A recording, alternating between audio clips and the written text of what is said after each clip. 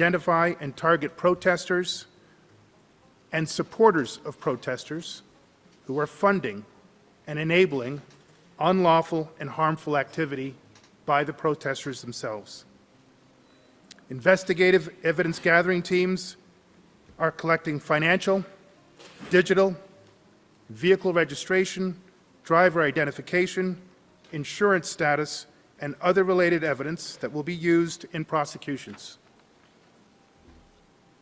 Every unlawful act, including traffic and insurance violations, will be fully pursued, regardless of the origin, at any time in the future. The primary focus of each of these measures will be on the unlawful behavior connected to the ongoing demonstrations. This includes parallel and counter demonstrations. We strongly urge all demonstrators and those engaging with the demonstrators to act lawfully, peacefully, and respectfully.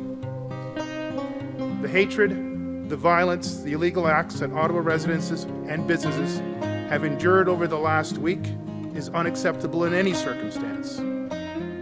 The Ottawa Police Service and the City of Ottawa are bringing significantly greater resources to restore order, hold offenders to account, and protect our neighbourhoods.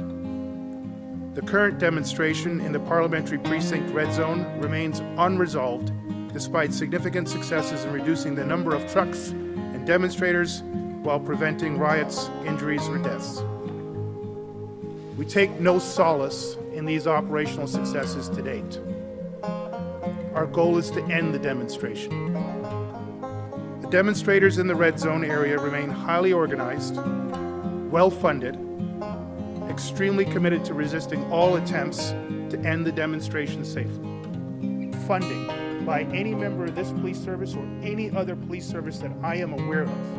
Let me repeat, there is no supply of food, water, fuel, logistics, or anything else that relates to enabling this demonstration by any member of the Ottawa Police Service or any other police service that I am aware of. Should that information come to me, you can be clear, as Chief of Police in this service, I will conduct a full investigation.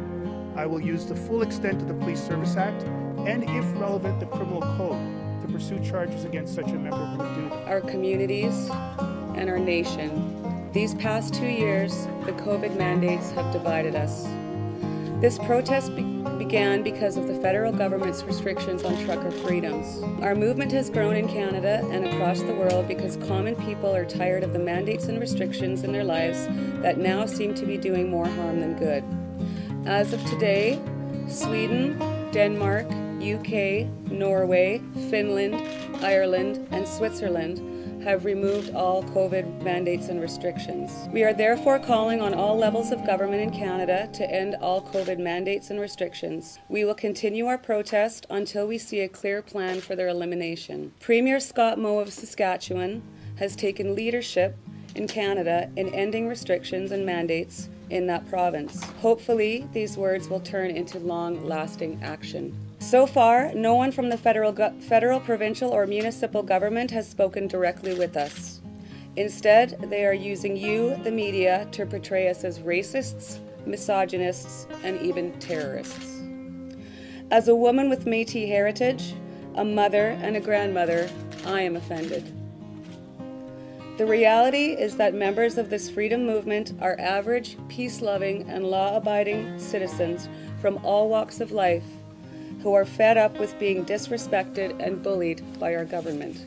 Let me assure the people of Ottawa that we have no intent to stay one day longer than necessary. Our departure will be based on the Prime Minister doing what is right, ending all mandates and restrictions on our freedoms. We also want to thank the thousands of people who have so generously donated to this protest to GoFundMe. Over the last 3 days, our accountants and lawyers have been working hard to deal with the legal details.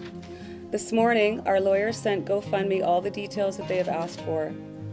I am confident that GoFundMe now has all the information needed to immediately lift the suspension they put on our campaign. I am hoping to hear from GoFundMe soon so that we can get the money. February 4th, and I'm speaking to you from the hotel at the center of the Truckers' Freedom Convoy in downtown Ottawa. Over the past year, the federal government in Canada, under Prime Minister Trudeau, has taken away Canadians' charter rights, constitutional rights to travel freely, has taken away truckers' rights to travel, their mobility rights, their ability to make a living under the Constitution for those who have chosen to be unvaccinated. This afternoon, the chief of the city police for Ottawa made announcements that are disturbing and should trouble Canadians and those around the world who support this trucker protest for freedom. The police chief essentially announced an assault on the protesters. He announced that very specific measures that we normally only see instituted by oppressive regimes around the world would be initiated. He effectively announced that he is going to be taking away Canadians' charter right of peaceful assembly and freedom of expression. We are being censored. Please get this out to the world.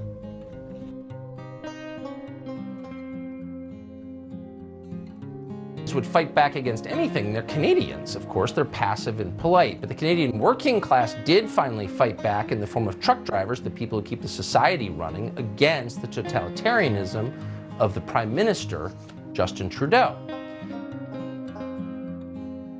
FOX ニュースのタカー・カールソン氏は自身のコーナーで、このカナダのフリーダムコンボイに集まった寄付がカナダ政府によって凍結されることを伝えています。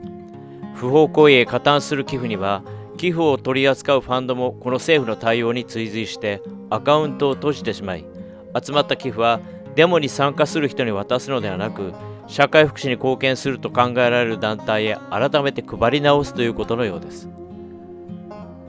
すでに一部の資金は運営団体へ支払われているようですが、残りの寄付金は凍結されたままとなります。寄付をした人の気持ちは踏みにじられた状態になり、このような政府の行動をカナダ市民はどう捉えるのでしょうかとタカー・カールソンは締めくくっています。